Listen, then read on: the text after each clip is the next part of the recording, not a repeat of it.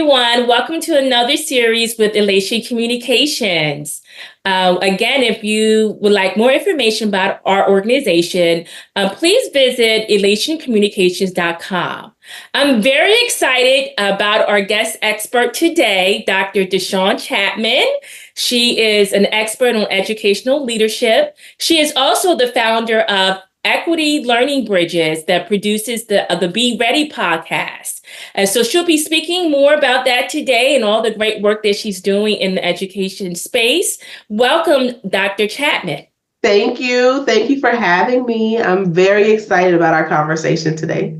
Yes, me too. So why don't you begin with telling us more about your educational experience and the Be Ready podcast? So I think the Be Ready podcast was really birthed out of my education journey from high school, really. So I went to education outside of my community to go to a magnet school that was focused on international education. And it's there that I really developed a heart for people who had experiences that were different than my own, and really saw how while we live different lives in different parts of the world in different ways, we're equal. But I noticed differences in success and opportunities. And I always wanted to do something that leveled the playing field. Now, like any college student, I changed my major 4 times, right? So at first I thought I would do that through economics and business development, but then I felt called to be a teacher. And as I matriculated through, undergraduate and graduate degrees in teaching, I learned a word for leveling the playing field, and that's equity. And that really informed my work moving forward. So this Be Ready podcast was birthed by my sister-in-law and I. She's a primary educator, and through my business, Equity Learning Bridge, we had the opportunity to support a nonprofit that is passionate about helping young children develop literacy skills. And as a primary educator, I called her in and said, hey, let's partner on this. And so we developed the Be Ready concept that gives caregivers a way to develop the early literacy skills that children need prior to learning how to read, right? What can we do at home so when kids enter the classroom, they're ready, right? How can we help them be ready to go, to learn, to see, succeed, to thrive? We do parent roundtables and workshops about those concepts. And then one day my sister-in-law said, let's do a podcast. I'm like, let's. So that is how the Be Ready podcast got started. And we just talk all things education in order to really bridge families and communities and schools so that all children can be successful. Well, thank you for the impact that you're making in communities and in children's lives. And so as we discussed, one of the key focus of Elation Communication is inclusive communications, particularly in the disability and education space. And so I'm very excited about our conversation today because it's really an intersection of both those areas. And so we would like your insight on what do you think are, first starting with your experiences working with children with disability, and then leading into why inclusive communication is important to reaching and teaching those children. So when I was teaching middle school, I had the opportunity to work solely with children with unique abilities for 2 years. I forget what they called it, but essentially like a support coach. So I would do assessments with the children. I would write their individual education plans.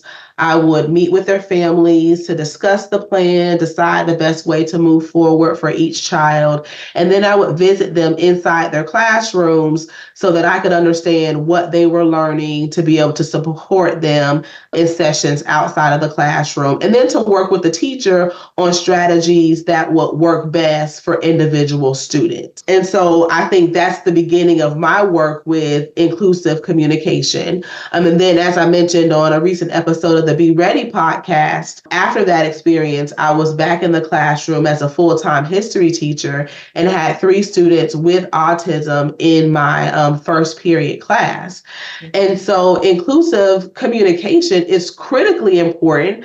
I think it's at the essence of equity because it's really about creating on-ramps around communication for everyone to be able to thrive and be their best selves and be successful. And it's important for kids in the classroom, for all students. Let me just say that for every student, regardless of ability, to be communicated with in a way that leads them to the goal. I believe that all kids can learn. All kids can reach whatever the goal is for them. And it's up to us as parental educators, as traditional educators, educators in nonprofit spaces, to figure out what's the best way to communicate with this child. It might be verbal, it might be nonverbal, but that's on us to figure it out. And it's possible. It's sometimes challenging, but it's possible. Well, thank you. I love your point about thriving. And that's really what it's all about. You don't just want to survive. You want to thrive and be successful in this classroom for both the teacher and the student. Right. Let's talk more about your point on how educators can focus on becoming more inclusive communicators. What do you think are some important ways or methods or some key areas that needs to be taken into consideration? I think one, it has to start with self, like the disposition of the adult, right? Like, what do I believe about these children? Do I believe that they can really be successful? Because if the answer to that question is not yes, then we're not going to do the work that's required to get them to the goal. So I think that's primary. I think another strategy is working with people, with the community. And the community could be parents, it can be organizations that are experts in the disability that the child is displaying. It can be outside of school, after school programs that the child is in, therapists that the child may have. So really, I think a key strategy, and the first strategy, is building a team of support around the child, because a child might respond different to people, engage differently based on the individual. And when we can all come together and understand the holistic picture of the child's abilities, their communication style, what triggers them, what helps them thrive, then that helps the teacher have a bigger picture and understand, what they can do in the classroom to help the child be successful. I think, and then the third thing is to do the research, rely on the experts in the learning environment, professional learning opportunities, doing their own, research online. But I think so what happened to me is that the 3 children with autism were put in my classroom. I passed the certification, but I was not really as knowledgeable as I wanted to be on how to meet their individual needs while balancing the needs of the other students in the classroom, which were varied as well. And so I think that professional learning is important, and not just a one-time workshop, but ongoing professional learning, with a mentor, applying things, reflecting on things. So just even if you're by yourself, developing that professional learning routine and practice, I think those are the 3 things I think can really support inclusive communication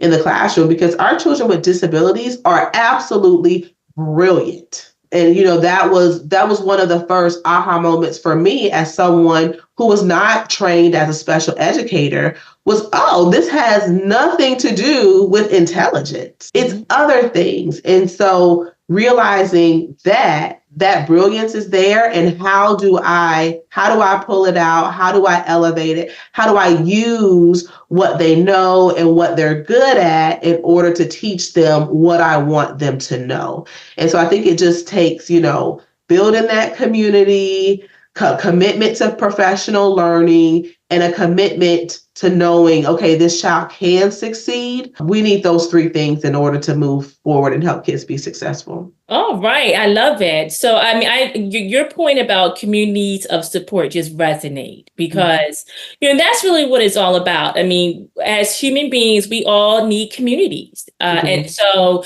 communities of support is, as you're saying, relevant no matter what the ability level is. And it's important whether, and really in every aspect of life. And so whether it's in the school system, whether it's in your home, whether it's in the workplace, these communities of support are critical for us all to thrive. And so being inclusive, focusing on inclusive communication is, as you're saying, is really taking time to understand that individual and how do you build supports that address their needs. Right. And so thank you for mentioning autism. So we are recording in April, which is Autism Acceptance Month. And so since we're talking about communities of support, how do you think communities can practice autism acceptance through inclusive communications? Oh, that's good.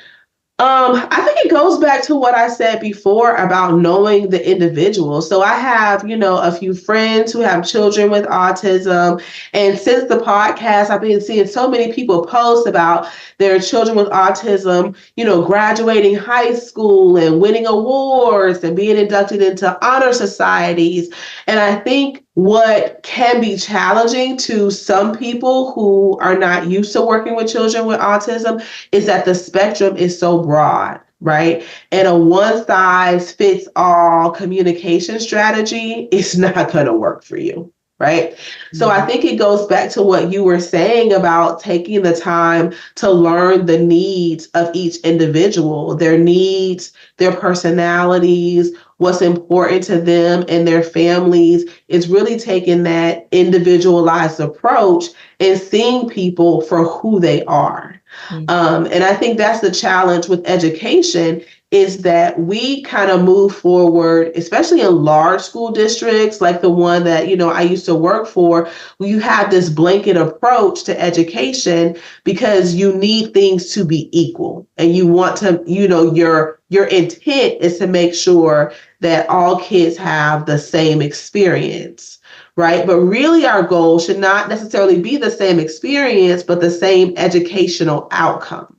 And so that's where equity comes into play. That's where inclusive communication comes into play, because you have to think about, what does this individual need? And just as teachers, right, like we have lots of tools in our toolbox. And that's one thing I learned as a teacher. Okay, prime example, it's a history class, so we're taking notes. Everybody takes notes in school, right?